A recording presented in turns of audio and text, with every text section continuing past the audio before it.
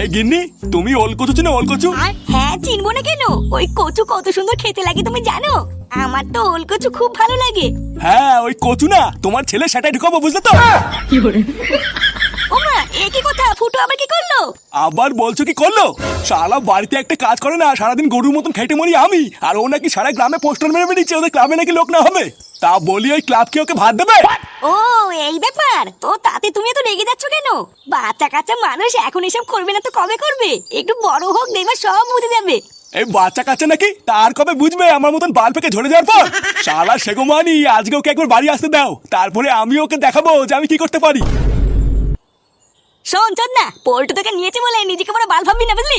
পাড়া পল্টুর জায়গায় যদি আমি থাকতাম না, তো সেটাই লাত্তি মেরে ক্লাব থেকে বের করে দিতাম।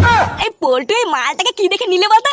ভূতদার দেখে তো মনে হচ্ছে কোনো যোগ্যতাই নেই। এইসব বালছালকে তো না নিলে পারতো নাকি? আমিও তো ওটাই ভাবছি।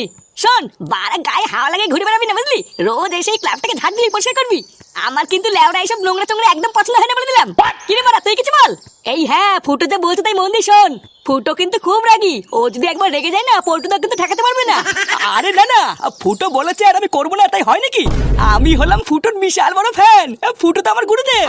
ফুটোর ওই ডায়লগটা আমার হেভি লাগে। ওই একটা ডায়লগ আছে না, কি হয়েছে বড়া? হ্যাঁ আরে চোদন, এ কি বলছিস বড়া? হ্যাঁ, কিরে তোরা কি এত হাসাহাসি করছিস? কালুর সাথে কোনো ঝামেলা টামেলা করছিস না তো?